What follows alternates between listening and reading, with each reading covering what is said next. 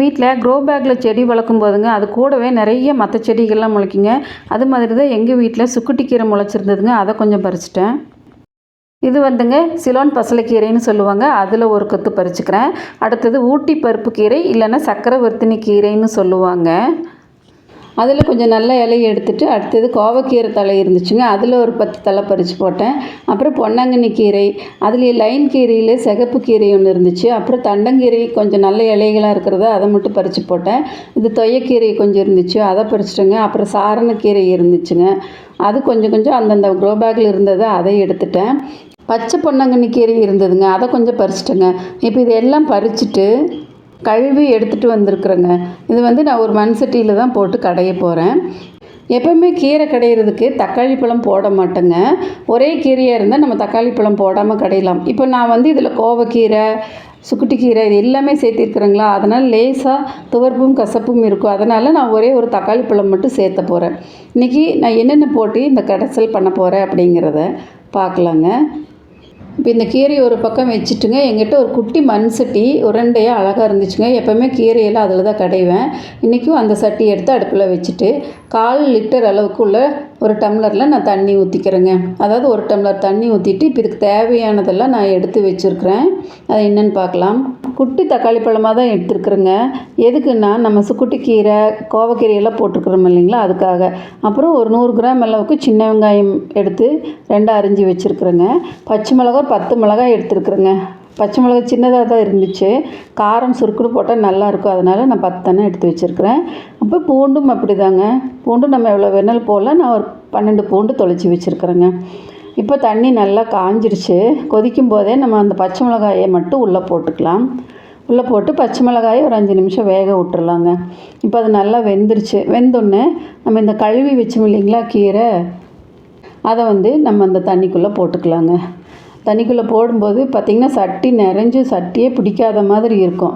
நல்லா அமுத்தி விடலாம். இது என்னாகும், வேக வேக அப்படியே இந்த கீரை உள்ளே போயிடும், இறங்கிட்டு போயிருங்க. அதனால் ஒன்றும் பிரச்சனை இல்லை. நம்ம கீரை வந்து மேலே வரைக்கும் வந்தாலும் போட்டுக்கலாம். இப்போ கீரை நல்லா வதங்கி வரட்டும். அதுக்குள்ளே இந்த தக்காளி பழம் எடுத்தோம் பார்த்திங்களா, அது இந்த மாதிரி 4-5 பீஸாக அறுத்து வச்சுட்டு கொஞ்சம் தேங்காய் எண்ணெய் ஊற்றி நம்ம வதக்கிக்கலாங்க. வேறு ஒரு கடாயில் நம்ம வதக்கி எடுத்து வச்சுக்கலாம். பச்சையாக போடக்கூடாது தக்காளி பழம், அதனால் இது வதக்கிக்கலாம். இப்போ கீரை பாருங்கள் எந்த அளவுக்கு சுருங்கி உள்ளே போயிடுச்சுன்னு சொல்லிவிட்டு இப்போ அதை நம்ம ஒரு கரண்டி போட்டு நல்லா கலக்கி விட்டுறலாங்க. அப்போ மேலே இருக்கிற கீரை எல்லாமே நல்லா வேகும், அதுக்காக நம்ம கலக்கி விட்டுடலாம். இப்போ பாருங்கள் அதுவும் நல்லா வெந்துருச்சு. இப்போ நல்லா வெந்த உடனே நம்ம தக்காளி பழம் வதக்கி வச்சோம் பார்த்திங்களா தேங்காய் எண்ணெயில், அதை எடுத்து இப்போ உள்ளே போட்டுக்கலாம். உள்ளே போட்டு கூடவே அரிஞ்சு வச்ச சின்ன வெங்காயம் அதையும் போட்டுக்கலாம். அப்புறம் பூண்டு இருக்குது பார்த்திங்களா, இது எல்லாமே நம்ம பச்சையாக அப்படியே உள்ளே போட்டுடலாங்க. உள்ளே போட்டு இது ரொம்ப வேகக்கூடாது, ஒரு 3/4 பதத்துக்கு வெந்தால் போதும். ரொம்ப வெந்தாலும் வழுவலுன்னு ஆயிருங்க. அதனால் கொஞ்சம் நறுக்குன்னு இருக்கணும், அப்போ தான் கீரை வந்து டேஸ்ட்டாக இருக்குங்க. அப்புறம் இந்த கீரை கடையும் போதும் வழுவலுன்னு நைஸாக கடையக்கூடாது. இப்போ பார்த்திங்கன்னா இது நல்லா வெந்துருச்சு. இப்போ இது பார்த்திங்கன்னா ஒரு 3/4 பதத்துக்கு வெங்காயமும் பூண்டும் வெந்திருக்குது. இப்போ நான் என்ன பண்ணுறேன்னாங்க, இது தண்ணியை வடிச்சுக்கிறேன். தண்ணியோடு கடைஞ்சா தெரிக்கும், அதனால் தண்ணியை வடிச்சிட்டு இதுக்கு தேவையான அளவு உப்பு போட்டுக்கலாம். நான் முதல்ல உப்பு போட மாட்டேன், கீரை வெந்த உடனே கடையும் போது உப்பு போடுவேங்க. இப்போ பார்த்திங்கன்னா கடைஞ்சி எடுத்துகிட்டு வந்துட்டேங்க. நான் வந்து கொஞ்சம் பருபருன்னு தான் கடைஞ்சிருக்கிறேன். ஏன்னா இது பசலைக்கீரையெல்லாம் போட்டிருக்கிறதுனால நைஸாக கடைஞ்சால் வழுவலுன்னு இருக்குங்க. அதனால் இப்போ கடைஞ்சி எடுத்துகிட்டு வந்து இதுக்குள்ளே கொஞ்சம் பச்சை தேங்காய் எண்ணெயும் ஊற்றிட்டேன்.